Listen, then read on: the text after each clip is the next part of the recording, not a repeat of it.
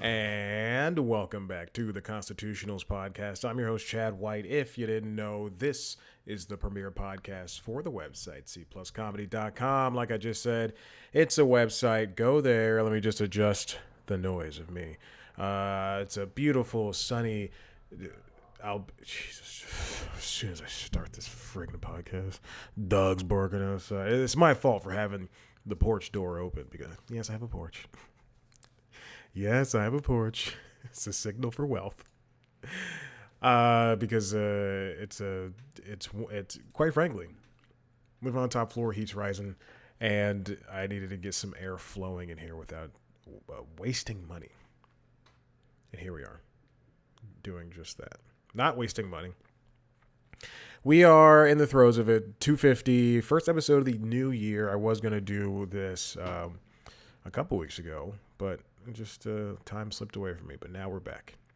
And hey, you know what? Announcement. I decided this yesterday. 2 brand new podcasts are coming at you. This is not a joke.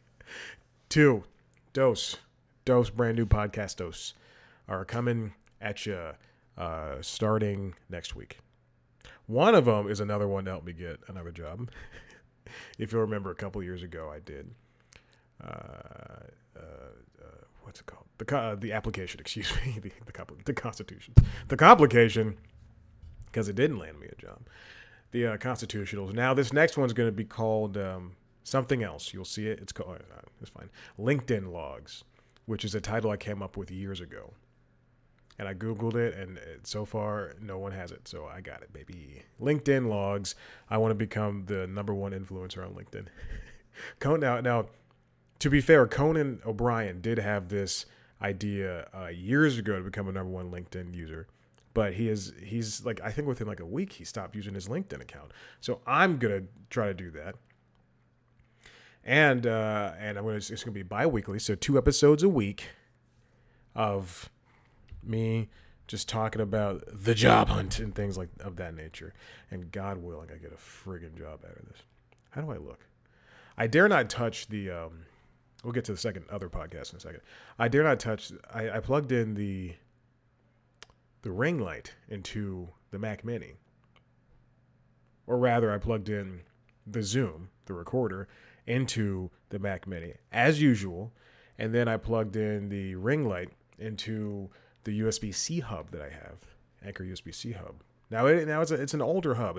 And by older in Anchor's terms, older is last week because they release things so quickly. But it is maybe like 2 or 3 years old at this point, maybe 3. And I have been using it for, and so the things that are plugged into the USB-C hub are, because the Mac Mini can do all the stuff over USB-C. There's just like any regular computer. HDMI for the monitor. An SSD that's for the Mac Mini that holds the C plus comedy stuff for the Mac, because you can't just throw things willy-nilly. I went to school with a willy-nilly. It's just so willing to do stupid things. And what else is plugged in there? Oh, and now the ring light. An SSD, something else, and now the ring light. What's the second thing? Oh, the webcam. Okay, so all that's plugged in. That stuff is typically plugged in, save for the ring light. I plugged in the ring light. Boom, everything. The monitor turns off. The Mac is still fine, but everything else just shuts down. The ring light turns off. All this stuff. I plug it back in, and it's fine. I take out the ring light, it's still fine. But that happens like 2 or 3 times, and now it's just I don't want to touch anything, because I don't want anything else to happen. I think the issue is, and maybe I'm just overthinking this, I do have that Steam Deck still, which I've mostly figured out. I'm still having so many issues with it. Just downloading games and stuff. Like GOG doesn't work on it, and then so you have to, The Witcher 3 rather doesn't work on it because I have it through GOG, and then you got to do this and that to make it work with GOG, and GOG is basically for Windows and for Mac. It's not really for Linux, and then you have to download that in the background, and Linux is so much. And people will tell you, oh, the Steam Deck is so easy and so fun. You just have to get on this GitHub and download a flat pack. And I don't want to do all that stuff. Point the wine source and those are all real words. Wine, flat pack. I don't like it's so much work. I want a Windows handheld where I could just download a game and play it. Versus emulation on the Steam Deck, you gotta it works, but I have to download the right kind of ROMs. Oh, excuse me, I have to have my own. I have to have the ROMs that I would like, the ROMs that I've owned from my personal games. You have to download the right kind of ROMs, and then they've got to work. The emulator has to be updated, and it's got to work for this. And then if you want Witcher 3 to work, then you got to do. And you don't own Witcher 3 on Steam, and you have to buy it. You have to work. You have to do it how Epic wants it or how GOG wants it. It's just, like, come on, if because I got it for free. I got Witcher 3 I think for free for GOG. I swear I'm gonna play it. I'm not gonna spend $10 again just to play it. $10 because I already own it on Xbox. I just want to get the save downloaded to the thing. I got to figure it out. It took me 2 weeks to figure The Witcher out because nobody had a straight answer until I found a video of this guy who was like, you got to download GOG. Don't open it in Lutris. Don't open it in Heroic. And those are two different sources. It's to download it. You have to download GOG, put it on Steam. Make sure add it to Steam as a non-Steam game. Open it on Steam. Then you can download the game from GOG. You have to go into the code and find the thing. It's just so much work. It's just so much work. It's a good device. Anyway, so I've been plugging that hub into the Steam Deck. All that to say, so I can see if so when I'm working on that crap, I can see it on this monitor. And I think that's the issue of it. Anyway, Steam Deck's fine. I'm glad it opened up the world to. I mean, truly, I think it opened up the world to just like how, you know, iPads and iPhones, introduce things that have already existed on the Android side and on the Windows side, on the PC side, and I looked at the MacBook and when I meant to say iPhone, when I said iPhones, when all that stuff, like when Android and Windows and PC stuff has already existed, and then Mac and Apple and them, they decide to do it, and quite frankly, sometimes do it better, sometimes do it worse. That's what the Steam Deck is, but it's a good device. Got it for free, and I'm excited. Let's move on. Let's do this for 250, episode 250. Welcome to the New Year. Happy New Year. The hell is that noise? Oh, they're working on the apartment stuff outside. I saw a treadmill for sale, and I really want it. I don't have money for a treadmill, but I saw it. Somebody was selling it on Nextdoor, and just like that bike that's right there, that's where I got that. My indoor bike. So I'm just saying. Maybe I talk him down. Let's get into it. This comes from Deadline. 8 minutes. I have the timer right here. It says 8 minutes. Deadline. No false advertising. Ana de Armas. Absence from Yesterday flick puts trailers in legal spotlight. Written by Dominic Patton. Stories from guys. I'm gonna need you to not do that. I am podcasting. Just turn it down and I'll talk louder. If you know the movie Yesterday, it is about it's the Danny Boyle movie starring Hamish Patel, I believe that is his name. Let me double check. I don't want to be wrong. Hamish Patel, excuse me.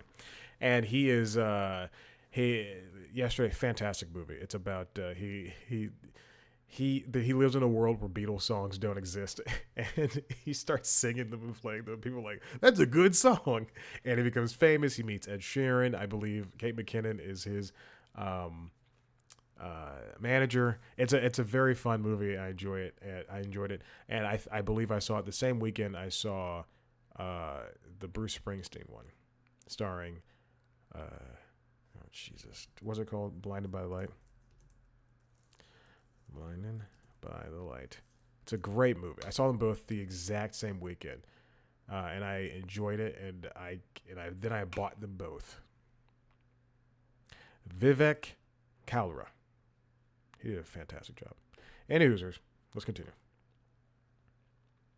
And if you watch the trailer for yesterday, Anna de Armas is in that, and boy oh boy, people were upset.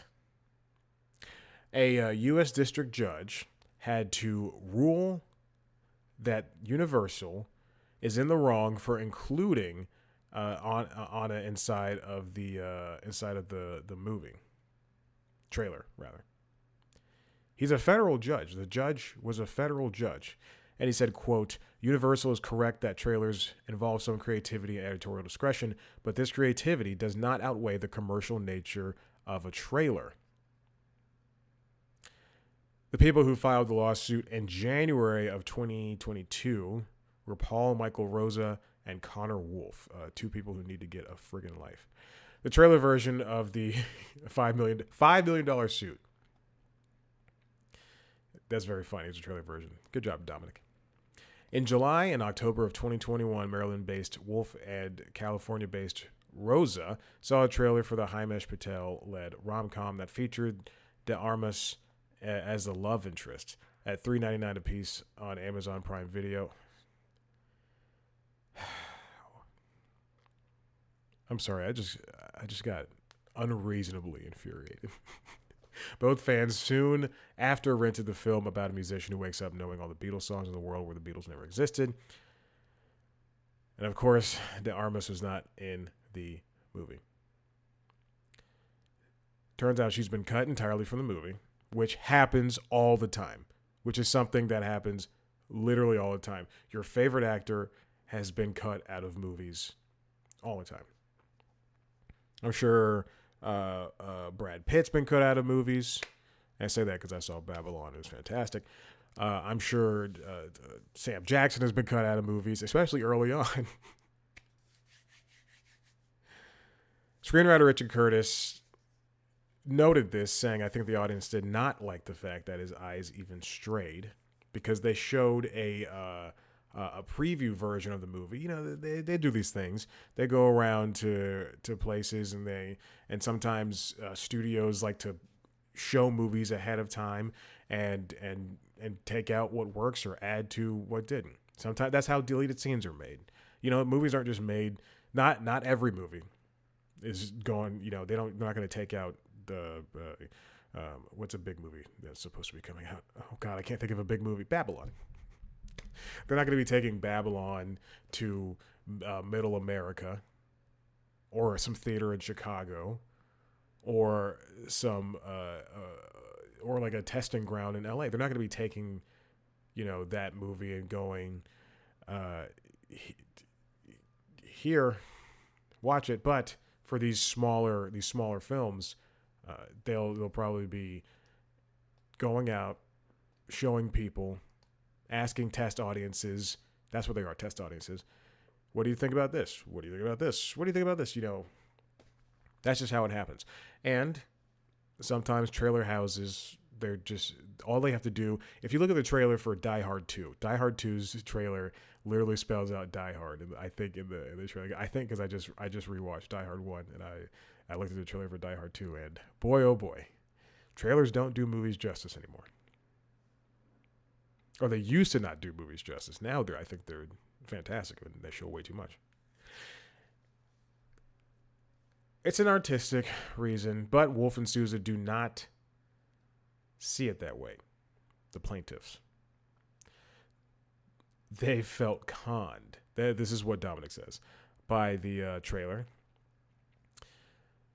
The lawsuit declared, quote, defendants' advertising and promotion of the movie yesterday is false, misleading, and deceptive. Now, despite the Comcast-owned studio and their Munger, Tolles, and Olsen's attorneys' best efforts to put the lawsuit in the past, Wilson agreed with a lot of where the plaintiffs and their army of lawyers were coming from. Oh, I do. I want to get through this. Okay. In some, Universal has pointed to no non-commercial speech that could be intertwined with the trailer, and the inextricably intertwined exception, that's too much, to the commercial speech doctrine does not apply. I realize I didn't talk about the other podcast. At the end of the show, I'll talk about that. That's because plaintiffs have plausibly alleged that the trailer's false commercial speech. Plaintiffs may proceed with their claims without offending the First Amendment. This is a wild abuse of the court system. And yes, I movie trailers do, especially now, portray uh, sometimes different styles of film. Sometimes you can go to a movie and watch it and go and like think like, oh, I thought that was supposed to be a comedy, but it's not. Did Avatar stand up to its trailer? Yeah, it did. Avatar, Edge of Water, Way of Water. Excuse me. There's gonna be Fire Navi in the next one, or they're coming at least. Did what's a movie I can't think of? Pinocchio, Guillermo del Toro's Pinocchio, stand out to its trailer? I don't know, because there's no color people in that movie, so I can't watch it. It's very true. Guillermo's Mexican, and he continually casts all white casts. And that one's a cartoon. I just don't understand. My guy, put some colored folks inside your movies. I think it's a dumb rule. I mean, yeah, this is a waste of judicial time, truly. And I understand where the judge is coming from, but uh, it's less false advertising and more a kind of narrative decision. Like, would you sue a a network for not like for canceling a show mid-season? No, I'm going to sue the CW for canceling Pushing Daisies. Why is that the first show I could come up with? I'm going to sue Netflix for canceling 1899 before I could even get to the season. This is stupid. It pisses me off. We spent $4 and we thought we were going to see Anna de Armas. She was paid. I didn't see anybody getting that mad for Scarlett Johansson when she was supposed to be paid for Black Widow. I mean, I was. I was pissed for her. She did her job. She didn't get it. And then that movie went to Disney Plus. You kidding me? Iger would have handled it well. Next topic. Hey, speaking of movies, this is going to be an all-movie episode. This comes from the Hollywood Reporter, written by Rebecca Sun. Latest diversity reports from USC SDSU reveal room for improvement behind the camera. Now, if you look at the notes, I say that there was a slight improvement. Just a slight one.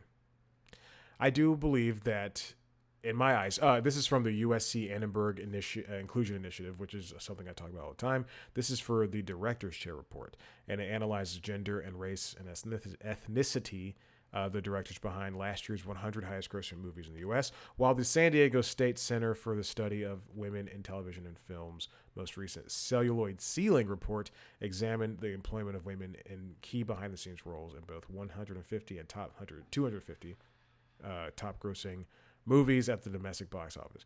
Now, I do believe that there has been the reasoning for my verbiage of slight is that I believe that there has been an uptick of people talking about female directors. Now, whether I like them or not, Olivia Wilde, Greta Gerwig, they've been talked about more in the past year for good and bad. Well, one for good and bad things, and the other because she's doing the Barbie movie. And those are the only two directors I don't like. Well, Edgar Wright too, and Guillermo del Toro. Just burn down all the bridges. No, but I believe that there has been a good increase in talking about women directors. Who did the Eternals? Was that the woman who did Nomadland? Boy, I have a name and I don't know if it's right. I can't even type. How can I not even type? I'm going to say her name is Chloe Zhao. I mean, I just don't like Greta Gerwig or Olivia Wilde. SDSU reported that 11% of 2022's Helmers were women, which is down from 12 in 2021 and the high of 16 in 2020. The USC said 9% in 2022. The total number of women helming a movie in a top 100 movie out of 111 directors was 10, and you can actually just count them on your hands. Now, however, I do want to. I don't want to doom and gloom this. These movies were, at least in my mind, from. I know each one of these movies, and it's not because I know movies. These are movies you should know. Father Stew's director, Rosalind Ross. The Woman King's director, Gina Prince Bythewood. Olivia Wilde, Don't Worry, Darling. The Invitation, Jessica Thompson. Cassie Lemons, Whitney Houston, I Want to Dance with Somebody. Till's director, whose name I will not try to pronounce. She Said's director, Maria Schrader. Another movie starring all white women, but whatever. Bodies, Bodies, Bodies, Helena Rygen. Did I miss anybody? Oh, and Kat Coiro, who did Marry Me, which is, I think, out of that entire list, Marry Me is my favorite. Marry Me is so gosh darn funny. And Olivia Newman, Where the Crawdads Sing. A movie I will not see.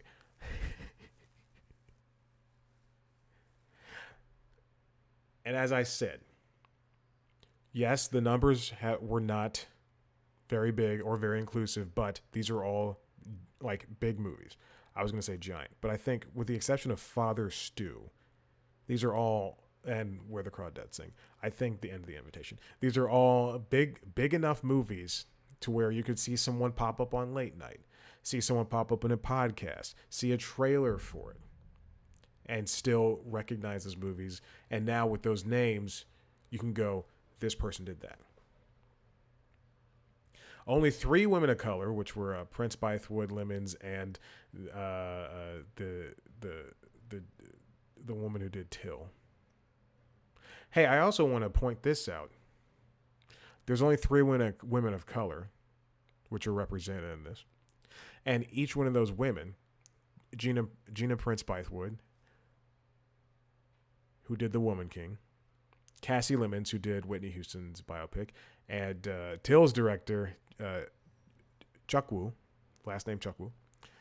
They're all movies about black people, which is unfortunately the state of things when it comes to Hollywood, which is one of the most frustrating things in the world. To have to be typecast into just one section. Like, wouldn't it have been great to see Cassie Lemons do Marry Me, starring a woman of color, and Owen Wilson? Wouldn't it have been great to see Gina Prince Bythewood do Don't Worry, Darling, which I don't think had people of color. I don't know, based on the trailer. Speaking of trailers, that's the reason I didn't see that movie. And also, I'm not a fan of Olivia Wilde. The SDSU study notes that movies with at least one woman director tend to hire more women in key behind-the-scenes roles, more white women, among women directed movies. Women represented 53% of writers compared to 12% of male-helmed features, 39% of editors compared with 19%, 19% of cinematographers compared with 4%, and 18% of composers compared with 6%.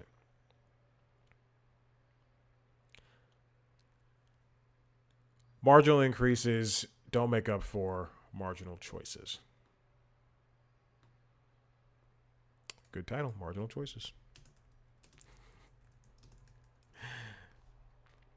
I mean, it's gonna take a lot more work on the part of the people who end up landing those bigger jobs.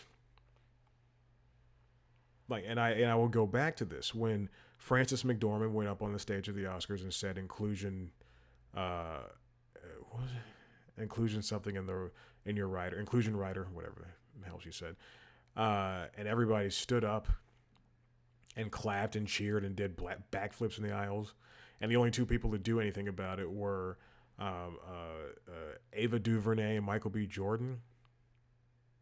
Just doesn't help. When I sat down to see Babylon, and I'm going to forget this young man's name, but I did hear him on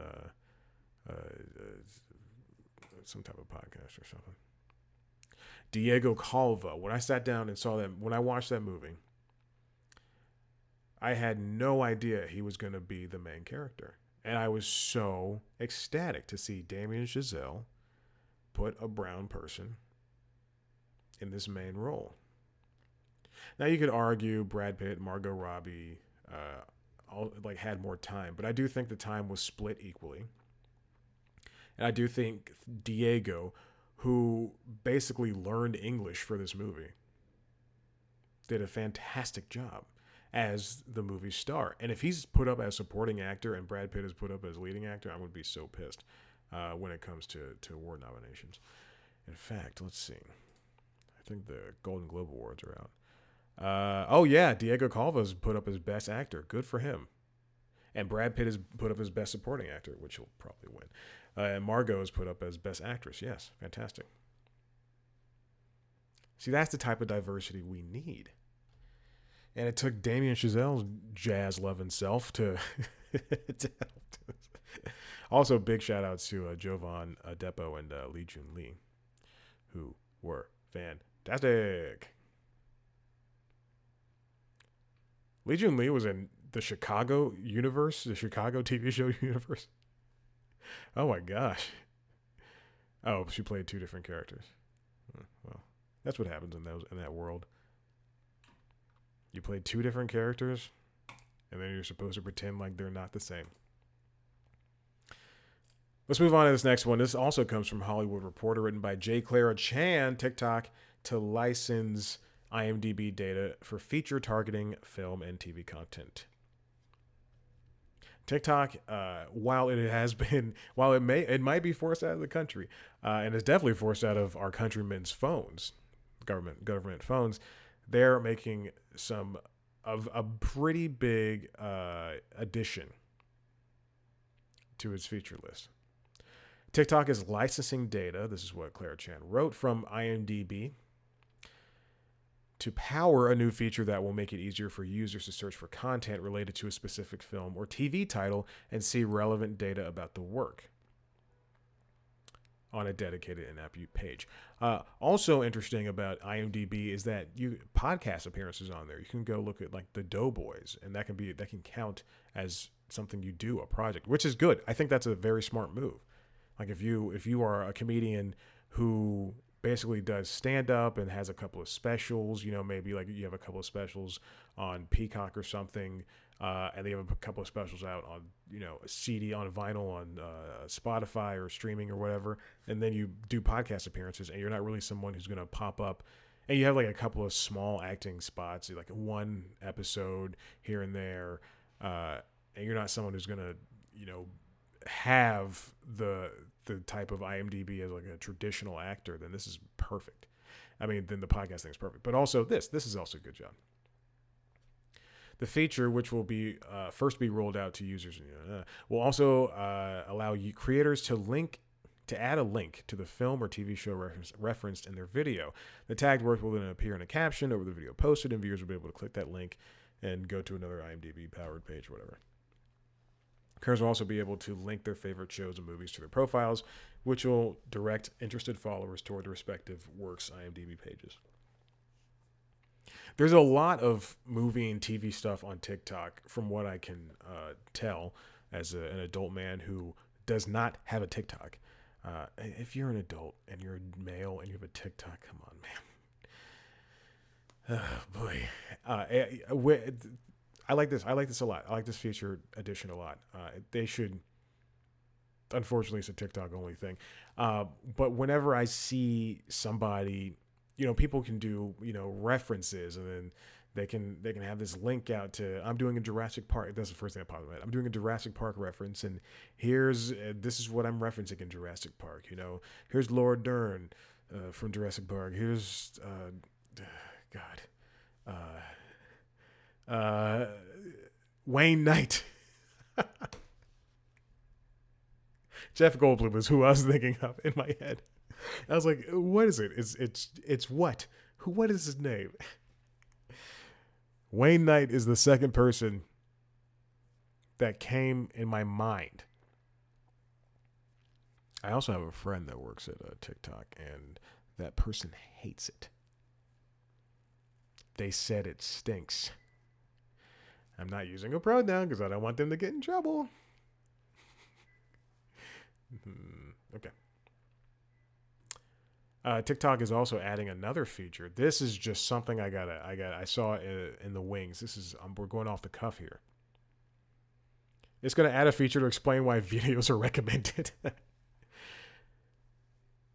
TikTok has added a feature to its For You page that will give you a brief explanation of why the video is recommended in the feed. I mean, people talk about how they have like the perfect algorithm for them in their TikTok feed, and I mean, I guess this is an easy way for TikTok to say, "Hey, this is why we did it because you watched 3 videos on how to floss, and now you're getting all these teeth recommendation videos." Again, I don't know how it works. Anyway, that's not part of the traditional lineup for this episode. I just wanted to look at that. And this final one comes from Robbie Whelan over at WSJ Wall Street Journal. Hits like Top Gun Maverick buoyed 2022 movie box office to a point. We had a huge box office when it comes to 2022 comparatively compared to the previous years. I'm looking at Box Office Mojo right now, and in 2019, which was the year before the pandemic, we had it's like BP and then AP, instead of before death after death. Anyway, that's pretty funny. In 2019, we had an $11 billion box office, average of 12 billion. The total gross is 11 billion. I'm going to go by total grosses. And in 2020, we had only 2 billion. 2021 went up to 4.5 billion. In 2022, 7.4 billion. Nothing to scoff at compared to the last 2 years. Biggest movies of the last year include Top Gun Maverick, Black Panther Wakanda Forever, Doctor Strange in the Multiverse of Madness, Avatar Way of Water, Jurassic World Dominion, Minions Rise of Gru, The Batman, Thor Love and Thunder, Spider-Man No Way Home, and Sonic the Hedgehog. Followed by Black Adam, Elvis, Uncharted, and some others. Oh, that just keeps going, doesn't it? What was the least performing movie? Tyson's Run. What is that? What's Alice? Oh, Brian and Charles is 194. Oh, that's sad. I want to see that movie. It's on Peacock. Confess Fletch was at 184. Confess Fletch was great. It's a very funny movie. Now, thanks to those movies, especially, just want to close that out. Especially Top Gun, Black Panther, and Doctor Strange, which each had a total gross of 718. Oh, dude, hold on. Black Panther had 441. Doctor Strange had 411, and Top Gun had 718. That's millions. This box office was able to be held up by them. Those wide release films, they hit, which means that they hit 2,000 or more, really added to that 7.7 billion, 7.23 billion. Total domestic box office grosses through Christmas of this year represent an increase of 68% over 2021. Why do I keep doing that?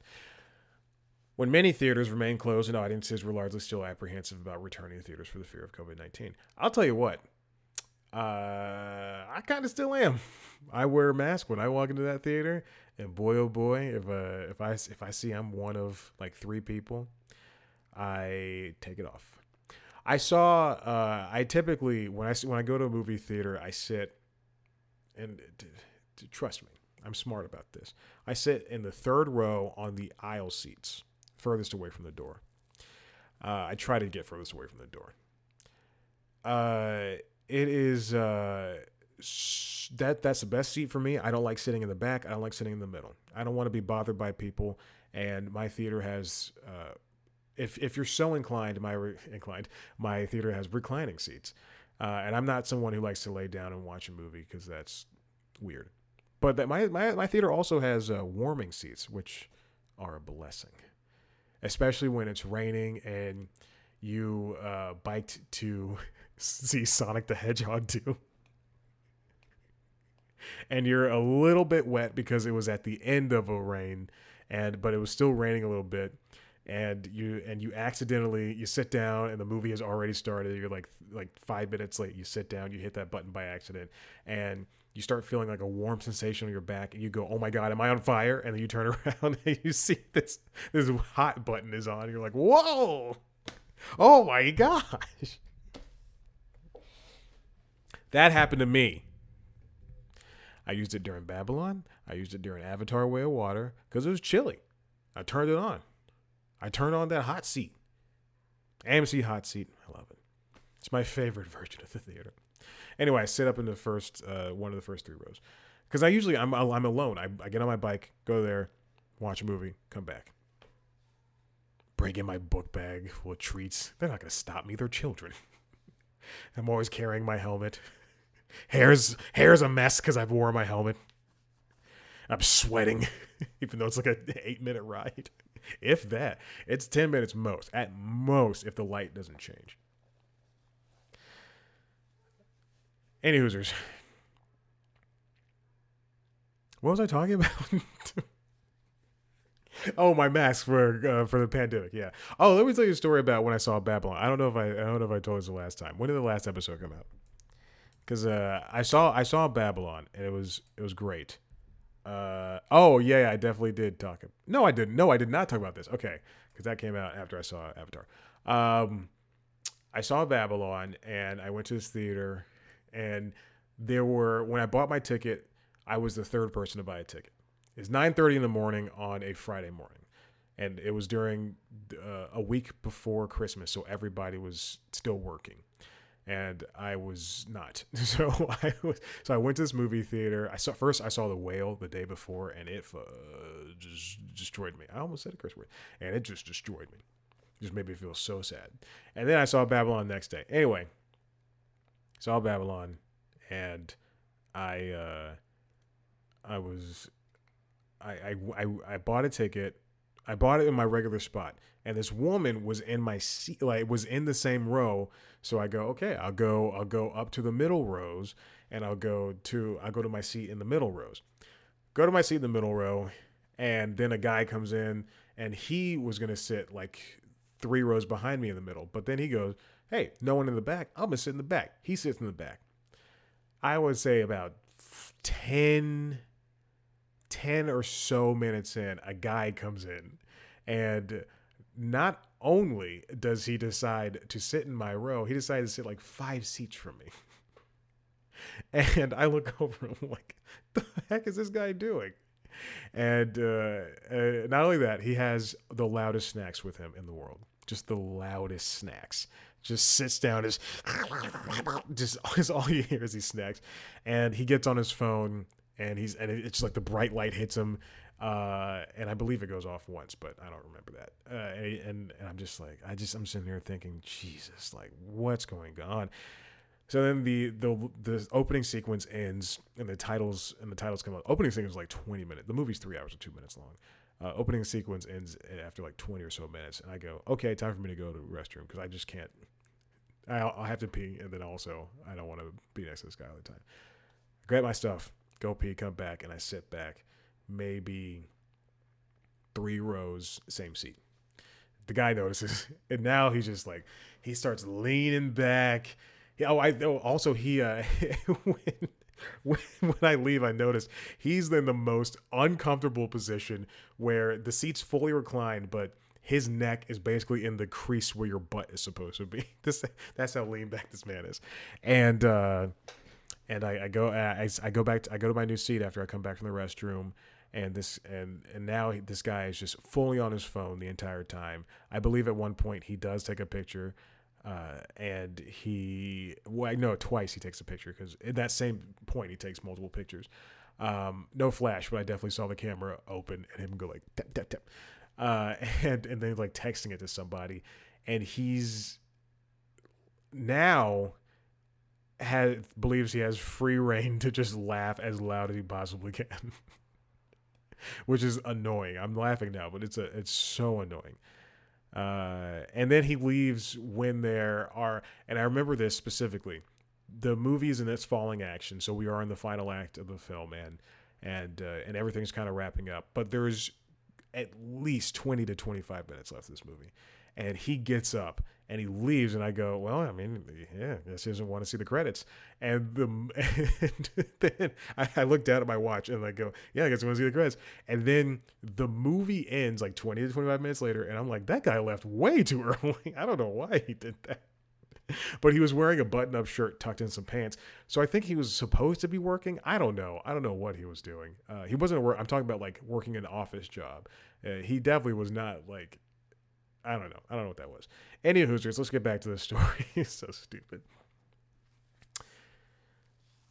The box office domestic box office saw an increase of 68% over 2021, which I've already discussed. But 2022 grosses are still off by roughly one third compared to 2019, the last pre-pandemic year. I do think that we shouldn't really be comparing the last three. Like this year is the year that it needs to be compared to 2019. I do think because of the growth of the pandemic, and then over this current winter, we're still experiencing the triple demic with the flu and RSV and COVID, coronavirus. That there is, and now people are more comfortable of going out in public and enjoying things. I do think that this last 3 years kind of had to be a little bit of a gimme years, when it came to enjoying the entertainment industry as a whole, but also just the world. But the entertainment industry, because it's so take it or leave it, especially with like streaming. Obviously, the last 3 years, you know, I've seen this multiple times, and as somebody who's experienced it, because now I'm currently out of a job. And now I can talk as much smack about Warner as I want. I won't do that. Not like the last three. Last three jobs, I'll talk smack about them to their faces. But I've seen this a lot. Is that they say like the CEOs and the CFO, I believe the CFO of Warner Bros. Discovery said the streaming boom is over, and all that the quote unquote reckless spending that they did rather, has to be, you know, that HBO Max and Hulu and Disney Plus and everybody, what they did to try to keep up with Netflix, and now even Netflix is suffering. It is that it had to be over. But yeah, because we were in the last 3 years of pandemic, and people were at home and they're watching things, and just like how it should grow. It's like the economy. These things should grow. This change and flow. You shouldn't like continually spend and go, I'm going to, like, what if I did buy that treadmill? Then I wouldn't have money for rent the next month. I wouldn't have money for food for me and Nova. Like you shouldn't. It shouldn't have to just be a one-way street. And also, movies don't have to be the biggest thing in the world, and TV shows don't have to be the biggest thing in the world. Just because you think they should be. Not everything is going to be Stranger Things. I think I've said this a dozen times. The main issue, according to studio executives and industry observers, is lack of supply. Fewer big movies means fewer tickets sold, which is true. I was looking at Atom tickets today to see if I want to go see anything, and the only thing out is Megan, versus I think Black Panther is still in theaters, but that's coming to Disney Plus in a couple of weeks, and then Avatar is there, but it's being played at disparate times, and The Whale is leaving because it's only got one more showtime. I think there should be other reasons to get people to theaters. Whatever happened to just replaying movies, to remounting movies? I like how Disney will put up Avatar again, or I like how again they did Spider-Man again, and I know those are two giant tentpole movies, but wouldn't it be fun if they did the entire phase 2 of Marvel's universe, or leading up to Black Adam, they did Batman v Superman and Shazam, and then you can watch Black Adam. I just and I know that costs money. I know things, but if you want to get butts in seats, then you're gonna have to start playing by these different rules. Like if I want to see Puss in Boots and Last Wish, show me Shrek 2, show me Puss in Boots. Boom. We're coming out of the pandemic haze and things will get better. Christmas weekend ticket sales were also disappointing across the board. Total box office gross from Friday to Sunday was 86 million, said ComScore, which is down from last year's 69% weekend haul. But that was buoyed by Spider-Man: No Way Home, which was, um, you know, a movie people were looking forward to versus Avatar: The Way of Water, which I was only looking forward to that for the last 2 weeks. Again, it's a movie I saw. I want to see it again. It's very true.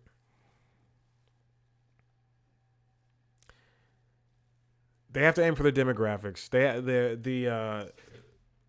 Look at movies like Ticket to Paradise. That didn't do extremely hot, but compared to what it is globally, it got 167.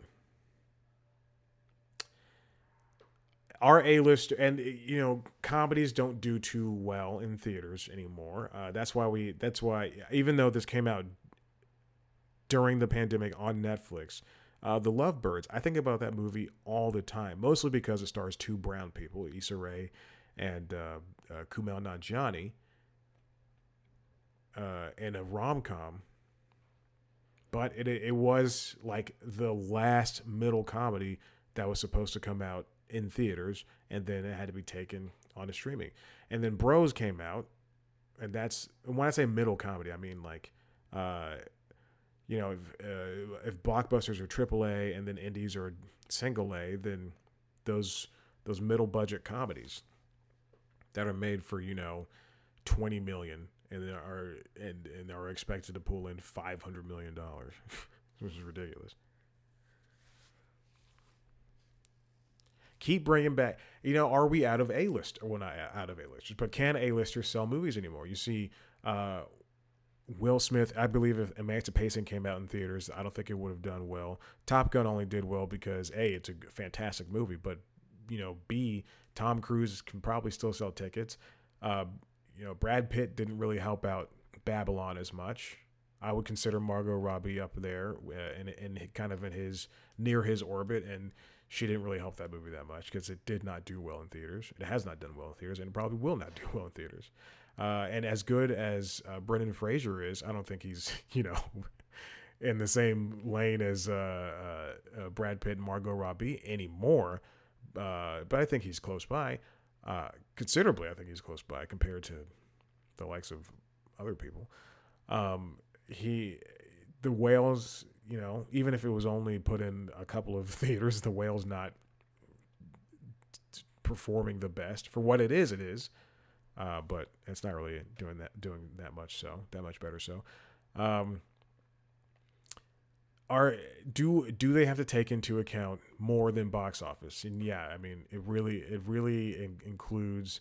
It has to now include streaming because now Netflix is going to put, in order to get award consideration, they've got to put movies like The Pale Blue Eyes, and the only reason I say The Pale Blue Eyes is because I know it's in theaters because I just was on the movie app, and then they also have to put Glass Onion and Knives Out Mystery inside of both in theaters, even if just for a couple of weeks, just so they can have this award nomination. But people are going to want to see that stuff together. I mean, I don't know about the Pale Blue Eyes, but Glass Onion. When Knives Out came out, people flocked to see that movie. I don't know if it did well, but people flocked to see it. I know that much. People definitely would, if Glass Onion came out traditionally, people would probably have seen it for the 2 or 3 months it was in theaters. Same thing for The Irishman. Oh, The Irishman. There just has to be trust. These companies have the most money in the world, and I just think 1 year they just have to trust. If Universal goes, okay, we're putting out 20 movies this year in theaters, we just have to trust it, and we have to do our best to. And I think the problem is for a lot of these movies, they just advertise them the same way. Going back to the trailer discussion, a lot of them are advertised the same way. But if you have a memorable ad campaign, instead of just going to Vanity Fair and shooting some YouTube videos and trying to go viral with those, and instead of doing a cute little TikTok dance and just throwing someone on late night, Logan Lucky has such a memorable campaign because it was advertised a lot in the South where NASCAR is huge. And I'm sure they did what they could in the North and the West, but in the South, that's where NASCAR is huge. So, for something like, I don't know, what's a movie that came out in theaters? Babylon, throw a party. Send cocaine to people. Go to USPS and send white powdery substance to people. You just have to be creative with this. And I know that costs money. I know things like that. But you can't expect the same type of advertising to work for two movies. I just bought Gatsby. I've seen it before. It's Baz Luhrmann's Gatsby, starring Leonardo DiCaprio and Tobey Maguire. And if Gatsby and Babylon, Gatsby had a fantastic soundtrack. If Babylon released its soundtrack, that Justin Chatwin, I think that's what it is. Justin Chatwin, right? No. Is it Justin Hurts? Oh, gee. Hurwitz. Oh, my God. Justin Chatwin's a Canadian actor. Justin Hurts. If I had that Justin Hurts jazziness moving and grooving in my ear. Oh, baby. I got to end this. If you like what you heard here, and you want to see a video version of the show, head on over to youtube.com/C+Comedy. You can see me sitting in my beautiful HD glory, baby. I don't know why you would. Don't. You can also go to the website cpluscomedy.com, where I have interviews with your favorite entertainment industry people. You can watch our premiere show on youtube.com/cpluscomedy. News Time, which is like the Daily Show, except way less funny. Instagram, Twitter, TikTok at @CPlusComedy. Facebook at @CPlusComedy. And me at Chad Black White. Now to talk about the other podcast. So the first podcast, the first new podcast is LinkedIn Logs, where I'm trying to get a job. It's going to be bi-weekly.